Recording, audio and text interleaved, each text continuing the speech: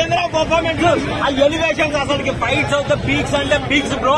అసలు సినిమా ఈ విధంగా ఉంటుందని ఎక్స్పెక్ట్ చేయలేదన్నమాట.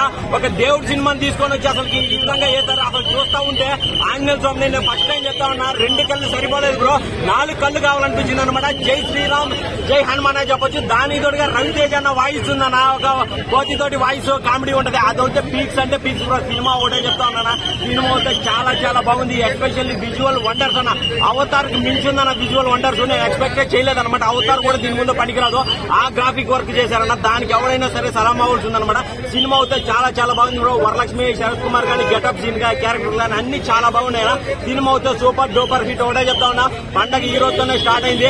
అది హనుమాన్ ఉన్నారు కాబట్టి ఈ రోజు నుంచే మనకి సినిమా సూపర్ డూపర్ హిట్. పండుగలన్నీ సెలబ్రేషన్ చేసుకోండి. తేజ సజ్జా నువ్వు నిలబడిపోయినావు, నీకు ఈ పునాది సినిమా. మీ నాన్నమ్మతో గర్వంగా చెప్పు, సినిమా ఇట్టు కొట్టాను నానమ్మ అని. చాలా అనమాట. ప్రశాంత్ వర్మ సినిమా వర్క్ అంటే వర్క్, అదే గుర్తు అనమాట. సినిమా వేరే లెవెల్ తీసుకెళ్లాడు. బీజిఎం అయితే చాలా చాలా హైలైట్ ఉందన్న. అతనికి విజువల్ కి ఏలయాల్సిందే, గ్రాఫిక్స్ కి గడగలాడిపోతుంది. ఆ ఓటికి తీసుకొని పోయాడు బ్రో. సినిమా అయితే ఖచ్చితంగా చూడండి అన్న. ఇది మీరు హనుమాన్ భక్తులు ఎవరున్నా సరే, రామ్ భక్తులు ఎవరున్నా సరే ఈ సినిమాని చూడండి. సినిమా చూస్తున్నందు వరకు జై శ్రీరామ్ జై హనుమాన్ అవే నినాదాలు మార్మోగాయి అనమాట. సినిమా అయితే చాలా చాలా బాగుంది బ్రో. వరలక్ష్మి గారి క్యారెక్టర్, వరలక్ష్మి గారు చాలా తక్కువ సీన్స్ ఉంటారు, బట్ ఉన్న దగ్గర చాలా ఇంపాక్ట్ఫుల్ రోల్. సినిమా మొత్తానికి ఇంపాక్ట్ చాలా సంక్రాంతి బ్లాక్ బస్టర్ భయ్యా.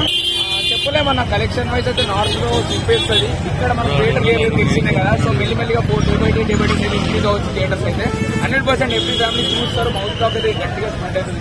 గుంటూరు కారు పోటీ ఇస్తున్నారు. చెప్పలేమన్నా, గుంటూరు కారం రేపు రిలీజ్ అవుతాక మనకు నైట్ షోస్ పడ్డాక తెలుస్తుంది. దాని టాక్ ఏంటో. మరి రాజకీయాలు కూడా నడుస్తూ ఉన్నాయి.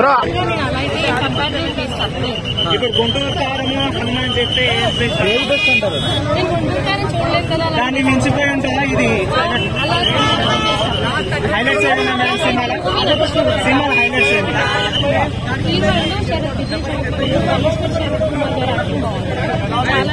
మేడం? ఆ ఫైట్ సీన్ ఎలా ఉంది మేడం?